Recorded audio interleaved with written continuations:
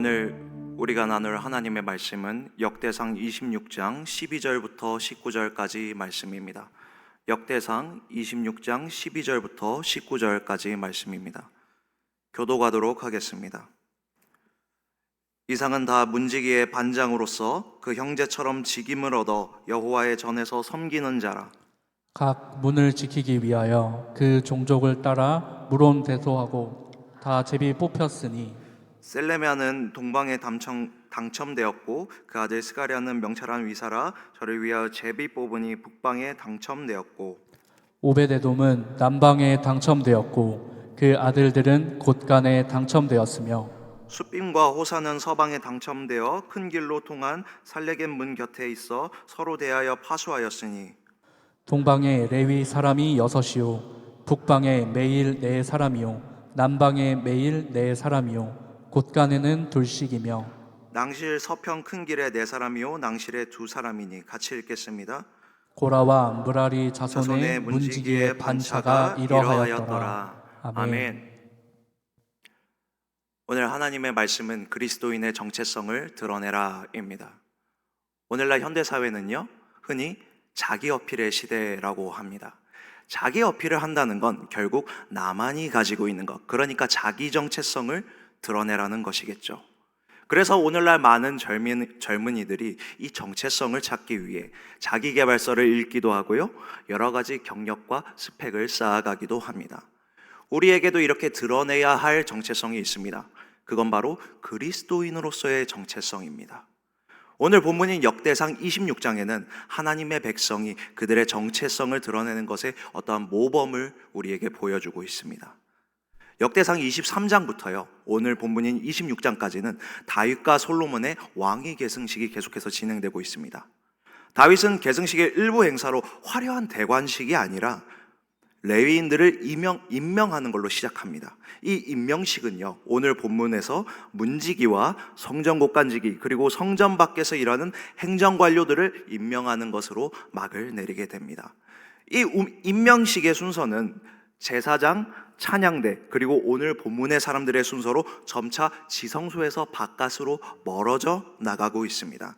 그렇다면 오늘 본문에 등장하는 이 사람들은요, 성전의 관점에서 보면 다소 중요도가 떨어지는 것처럼 보입니다. 그러나 성전과 그 밖을 구별하는 이 경계에 서 있는 사람들은 매우 중요합니다. 정체성은 바로 이 경계에서부터 본격적으로 세상에 드러나기 때문입니다. 우리가 우리 정체성을 우리 머릿속에만 두고 있을 때에는 그 정체성은 나타나지 않습니다. 우리의 몸, 그러니까 우리가 걸어나가는 발걸음과 우리가 손짓하는 그 손끝에 세상이 닿았을 때에 그 정체성은 세상에 드러나게 되는 것입니다. 그러므로 사랑하는 성도 여러분, 오늘 이 문지기와 성전곡간지기 그리고 성전 밖 행정관료들의 명단을 통해서요, 오늘날 이 자기 어필 시대에 진정한 나다움, 그리스도인의 정체성을 당당히 드러내는 저와 여러분이 되기를 간절히 소망합니다. 그렇다면 우리는 어떻게 우리 정체성을 드러낼 수 있을까요? 첫 번째, 우리 그리스도인의 정체성은 믿음의 절제에서부터 드러나게 되는 것입니다. 우리가 먼저 살펴볼 것은 1절부터 19절까지에 나와 있는 문지기 명단들입니다. 이 문지기들은요, 크게 세 가문으로 나뉘어집니다. 먼저 첫 번째로는 고라 사람 중 무살레마 자손들이고요, 두 번째로는 이방인 오베데돔과 그 자손들이고요, 마지막으로 세 번째는 무라리 자손 중 호사와 그 아들들입니다. 이 사람들은 각각 성전의 동서남북에 있는 문들을 담당했습니다. 가문은 3개인데 문은 4개인데 어떻게 된 거냐면 무살레마 사람들이 동문과 북문을 맡았기 때문입니다. 사랑하는 여러분, 우리가 생각하기로 문지기는요, 다소 하찮은 직책입니다. 문 앞에 서서 신분을 확인하는 일에는 특별한 기술도 지식도 필요 없어 보이기 때문입니다. 그래서 보통 문지기로 세우는 사람들은 어떤 사람들이냐 하면은 배운 건 많이 없지만 힘이 좋고 체격이 좋은 사람들을 뽑기 마련입니다. 그러나 성전 문지기들은 성전의 특징을 생각해 보면 조금 특별합니다. 사랑하는 여러분, 성전이 어떤 곳이죠? 거룩하신 하나님을 모시는 거룩한 곳, 구별된 곳입니다. 그렇다면 이 문지기는 이 거룩한 곳의 입구에 서서 정한 것과 부정한 것, 그리고 정한 사람들과 부정한 사람들을 구별하여 출입을 결정하는 아주 중요한 역할을 담당했던 것입니다. 그러니까 이 사람들을 통해 성전은요, 그 경계에서부터 부정한 것을 잘라냄으로써 거룩이라는 정체성을 드러내게 했던 것입니다. 사랑하는 여러분, 성전은 이스라엘 전체의 어떠한 정체성을 대표하는 곳입니다. 성전에서 하나님을 모시는 일이 잘 이루어졌을 때에 이스라엘은 하나님 나라답게 이 땅에서 잘 활동했고요. 성전이 바로 세워지지 않았던 경우에는 이스라엘 전체는 하나님을 배반해서 결국 징계를 받았습니다. 그 대표적인 예가 남유다의 왕 아하스와 그 아들 히스기야입니다. 아버지 아하스는 동족인 북이스라엘의 침공을 받았고요, 에돔과 블레셋 아수르에게 공격을 받았습니다. 근데 역대기 저자는 그 원인이, 이 아하스가 그렇게 된 원인이 바로 성전문을 부셔서 거룩한 곳에 아무거나 받아들였기 때문이라고 말합니다. 반면에 아하스의 아들 히스기야는요, 아버지의 잘못을 돌이켜 이스라엘 부흥운동을 하였는데요, 그는 이 부흥운동을 어떤 경제적인 거나 군사적인 것에서 시작하지 않았습니다. 바로 성전문을 고치는 것으로부터 시작했던 것입니다. 성전에 정한 것은 들여보내고 부정한 것을 잘라내는 것을 시작으로 거룩이라는 정체성을 나타내기 시작했던 것입니다. 사랑하는 여러분, 오늘날 세상에서는요, 자기 어필 시대라고 해서 끊임없이 자기를 증진해라, 자기를 드러내라, 그래서 최대한 세상에서 나 자신을 알려라 라고 말합니다. 세상은 성공을 위해 수단과 방법을 가리지 말라고 합니다. 모든 것을 손아귀에 쥐어서 집어먹고 자기 체급을 키우라고 말합니다. 그것을 위해서 불법만 아니면 편법도 서슴지 말라고 합니다. 때로는 친구의 것도 빼앗으라고 우리에게 말하고는 합니다. 그러나 오늘 성경은요, 우리에게 먼저 자신을 다스려서 자기 안에 들여보내서는 안 될 것, 해서는 안 될 일을 분별하라고 우리에게 말하고 있는 것입니다.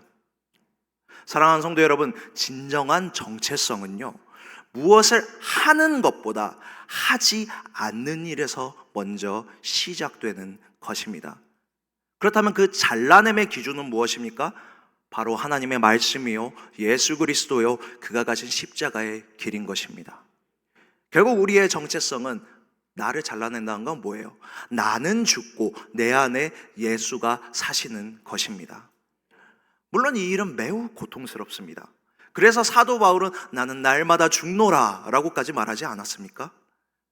그러나 우리가 알아야 할 것은 이러한 믿음의 길은 우리 혼자만 걷는 게 아니라는 것입니다. 갈라디아서 2장 20절을 같이 읽겠습니다. 시작. 내가 그리스도와 함께 십자가에 못 박혔나니 그런즉 이제는 내가 산 것이 아니요 오직 내 안에 그리스도께서 사신 것이라. 이제 내가 육체 가운데 사는 것은 나를 사랑하사 나를 위하여 자기 몸을 버리신 하나님의 아들을 믿는 믿음 안에서 사는 것이라. 아멘. 아멘. 하고 싶은 일을 하지 않는 것, 나의 욕망을 죽이는 일은 항상 괴롭습니다. 그러나 그 일은 그리스도의 십자가에 참여하는 일이고요, 그러면 그때 우리 안에는 그리스도께서 사시게 될 것이고요, 나를 사랑하사 자기 자신까지 버리신 그분의 사랑이 우리 안에 충만하게 될 것입니다. 오늘 본문에서요, 문지기들은 이 이스라엘의 욕망, 그러니까 부국강병하기 위해서 모든 것을 집어삼키려는 그 욕망을 잘라내는 일을 감당했던 것입니다. 우리가 특별히 주목해야 할 사람은요, 오벳에돔인데요, 이 오벳에돔은 누구냐면 이방인이었고 그 이름의 뜻은 에돔의 집을 섬기는 에돔의 종이었습니다. 그는 아브라함처럼 자기 고향 친척 아비의 집, 자기가 물려받아 자기를 더 크게 할 수 있는 그 자아의 집에서 벗어나서 하나님의 집인 성전으로 나와왔습니다. 갈 바를 알지 못하고 자기가 우대받을지 종으로 부려질지도 모르는 상황에서 믿음의 결단을 보여준 것입니다. 그러니까 오늘 본문 6절에서는 그 오벳에돔의 자손들이 큰 용사라고 말하고요, 7절에서는 다 능력이 있다라고 말하는 거예요. 근데 그것은요, 단지 타고난 재능이나 어떤 외적인 능력을 말하는 게 아니에요. 그 아버지 오벳에돔의 믿음의 절제와 결단을 했던 그 유산들이, 신앙의 유산들이 그들을 용사요 능력 있는 자들로 다 만들었던 것입니다. 그 다음으로 우리가 볼 것은 20절부터 28절까지 등장하는 성전 곡간지기입니다. 이들 역시 마찬가지입니다.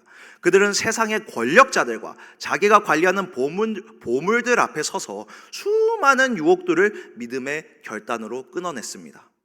그렇다면 사랑하는 성도 여러분, 우리 역시 마찬가지입니다. 우리에게 이 믿음의 결단, 나는 죽고 그리스도만 드러나게 하는 그 믿음의 절제가 있어야 할 줄 믿습니다. 그러면 우리 안에 십자가의 능력, 십자가의 소망이 가득하게 될 줄 믿습니다. 두 번째입니다. 그리스도인의 정체성은요, 경계 밖으로 손을 건넬 때에, 그냥 이렇게 가만히 팔짱 끼고 쳐다보고 있는 게 아니라 경계 밖으로 우리 손을 직접 건넬 때에 드러나게 되는 것입니다. 우리는 지금부터 문지기 세 가문 중에 무살레마와 오베데돔에 대해서 살펴볼 건데요. 먼저 1절을 보시면 이 무살레마는 어디 사람이냐면 고라 사람이라고 되어 있습니다. 고라가 누구입니까? 민수기 16장에서 수단과 방법을 가리지 않고 여론을 휘어잡아서 모세와 아론을 몰아내고 권력을 잡으려고 했던 사람입니다. 그러나 이렇게 자기를 드높이려고 했던 고라는 결국 어떻게 됐습니까? 징계를 받아 땅에 삼켜지게 됐고요. 그를 지지하던 백성 14,700명도 연병으로 목숨을 잃게 되었습니다. 그런데 지금 그 본문에 무살레마가 그 고라의 살아남은 후손이라고 이야기하고 있습니다. 정결한 것과 부정한 것을 정하는 문지기의 역할을 부정한 사람의 후손이 감당하고 있는 것입니다. 그 다음에 3절과 8절까지 등장하는 오베데돔은 이 무살레마보다 더해요. 무살레마는 이스라엘 사람이기라도 했지 오베데돔은요, 레위인이기는커녕 선택받은 이스라엘 백성도 아닙니다. 에돔을 섬기던 이방인에 불과했습니다. 그런데 본문은 이 오베데돔이 하나님의 복을 받았고 자식들도 다 능력 있다고 말하고 있습니다. 뿐만 아니라 이 본문의 구조 자체도요, 이 오베데돔을 강조하고 있어요. 자, 한번 보시면은 성경 본문을 보시면 1절과 2절에는 무살레마 자손이 나와 있죠. 근데 9절 아래 9절을 보면 갑자기 한 번 더 등장하거든요. 뜬금없이. 그리고 그 중심에는 뭐가 있어요? 3절부터 8절까지에는 오베데돔과 그 자식들이 있어요. 그러니까 무살레마의 자손들이 샌드위치의 빵이 되고 그 가운데에 오베데돔이 샌드위치의 속이 되어서 강조되고 있다는 것입니다. 근데 나머지 한 가문은 누가 있죠? 무라리 자손 호사가 있어요. 이 사람들은 어디 있어요? 그냥 문지기 명당 중에 맨 뒤에 그냥 밀려 있습니다. 이뿐만이 아니에요. 이 오베데돔이 담당했던 남쪽 문은요, 왕의 무덤, 그러니까 나라의 종묘 사직이 있는 곳이었어요. 그리고 바로 그 옆에는 성전 곡간도 있어서요, 그 자식들은 그 성전 곡간을 지키는 역할도 했다고 합니다.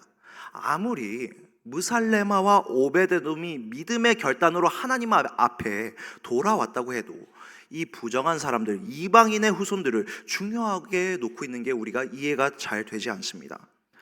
또 다른 문지기 가문이었던 무라리 자손 호사의 입장에서 자기들은 변절하지도 않았는데 주님을 어김없이 잘 섬겨왔는데 이 부정한 자들이 자기들보다 더 큰 중책을 담당하고 있다는 게 얼마나 억울하고 부당하게 느껴졌을까요?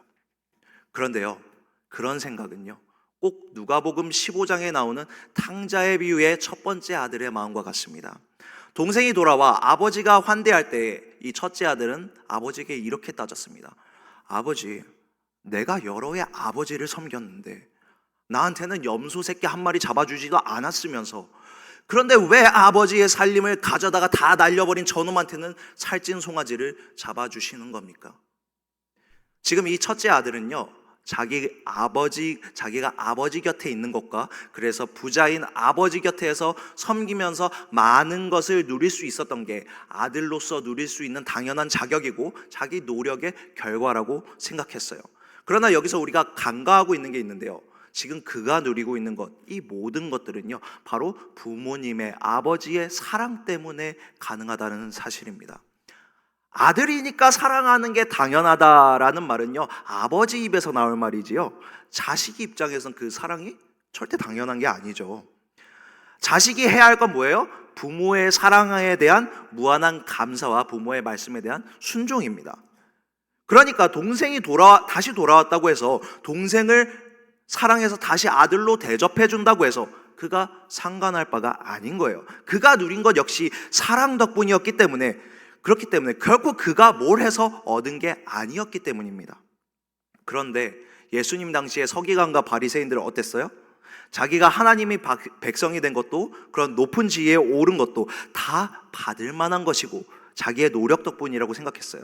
그래서 예수님께서 죄인들과 함께 식사하시는 것에 대한 불만을 제기했던 것입니다. 저 예수가 우리가 가진 특권을 무너뜨리려고 한다고요. 죄인들을 자꾸 우리 안에 포함시키려고 한다고요.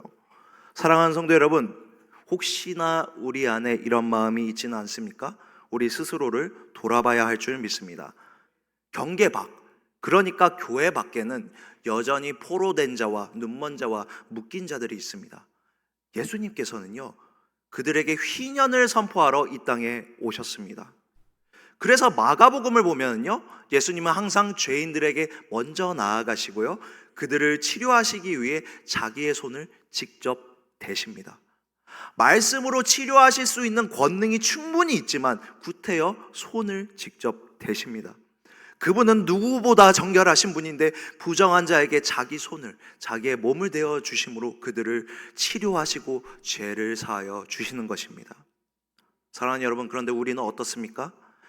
예수님께서 자기를 내어주셨던 것처럼 우리 경계 밖에 있는 사람들에게 우리가 선뜻 손을 먼저 건네고 있습니까? 사랑하는 여러분, 우리 역시 사실 저 부정한 자와 다를 바 없는 존재들이었습니다. 우리의 공로가 아니라 그저 그리스도의 사랑 때문에 우리는 이 자리에 서 있을 수 있는 것입니다. 히브리서 12장 14절을 같이 읽겠습니다. 시작. 모든 사랑으로 더불어 화평함과 거룩함을 쫓으라. 이것이 없이는 아무도 주를 보지 못하리라. 아멘. 거룩의 칼은요, 남에게 겨누는 게 아니라 우리 자신의 욕망을 잘라내기 위해 존재하는 것입니다. 우리는 그런 거룩을 유지하는 모습과 저 사람들을 사랑하는 화평함을 통해서 우리 주님을 볼 수 있도록 보여드려야 하는 거예요. 그런데 우리가 만일 팔짱 끼고 남을 평가하면서 우리가 내 짐, 우리는 구원받은 백성이야, 이렇게 쳐다보고만 있다면, 남을 함부로 평가하면서 잘라내고 있다면 우린 지금 뭐 하고 있는 거예요? 주님을 보여드려야 되는데 우리가 주님을 가리고 있는 거예요. 그러니까 우리가 왜 교회가 될 수 있었는지, 그 원인이었던 그 사랑을 우리는 정작 잊어버리고 있게 되는 것입니다. 반면에 오늘 다윗 아래 이스라엘은요, 이 자신들의 기원, 그러니까 하나님의 긍휼하심 때문에 자기들이 이렇게 애굽에서부터 노예에서부터 벗어나 사방 민족들과 싸우며 강대한 나라를 이룰 수 있었던 것임을 잘 알고 있었습니다. 그렇기 때문에 오베데돔과 고라 사람 무살레마가 하나님 앞에 돌아왔을 때에, 경계 안으로 들어왔을 때에 그들을 부정하게 여기지 않고 사랑으로 품을 수 있었던 것입니다. 그러므로 사랑하는 성도 여러분, 경계 밖에 있던 부정한 우리에게 손을 건네셨던 우리 예수님처럼 이제 우리도 우리 밖에 있는 부정해 보이는 저들에게 손을 먼저 내밉시다. 그게 바로 예수님이 이 땅에서 사신 삶이었고요, 우리가 드러내야 할 정체성인 줄 믿습니다. 사랑으로 모든 폭력과 이기심, 그리고 혐오로 가득한 이 세상을 능히 이겨내는 저와 여러분이 되기를 간절히 소망합니다. 말씀을 맺겠습니다. 본문, 그 다음에 나오는 본문은 29절부터 32절까지인데요. 여기서는 성전 밖에서 관원과 재판관, 그리고 왕의 일과 하나님의 모든 일을 다스리는 사람들이 나옵니다. 이 사람들은요, 요단 서편뿐만 아니라 동편까지 나아가서 성전 안에서 시작된 거룩이란 정체성을 전파시켰습니다. 먼저는 해서는 안 될 일들, 하고 싶지만 절제해야 할 일들을 잘라냈던 레위인들은 이제 부정한 사람들을 사랑으로 품었고요, 그에 더 나아가 세상 밖으로 직접 나아가 몸소 거룩의 그 모습들을 실천하면서 보여주면서 가르치고 있었던 것입니다. 우리 오늘 함께 말씀을 나누고 이제 한 주간 세상 밖으로 나아갈 것입니다. 세상에는요, 믿지 않는 사람들이 참 많죠. 그 중에는요, 우리 마음에 맞는 사람들도 있겠지만 대부분은, 혹은 그리고 상당수는 우리를 괴롭히는 사람들이고요, 그 중에 아주 소수는 상종도 못할 정도로 꼴도 보긴 싫은 사람들도 있을 거예요. 그러나 사랑하는 여러분, 그 자리를 견디시길 바랍니다. 거기서 그리스도의 사랑을 전하시길 바랍니다. 그리스도인의 정체성을 적극적으로 드러내시길 바랍니다. 너무나 고통스러운 일이지만 그 일이 바로 우리의 사명의 자리요, 우리가 바로 십자가를 지는 길이요, 그리스도, 예수 그리스도를 닮아가는 길인 줄 믿습니다. 그러면 우리 주님께서 십자가의 능력과 십자가의 소망을 충분히 능히 담대히 이겨내도록 더하여 주실 줄 믿습니다.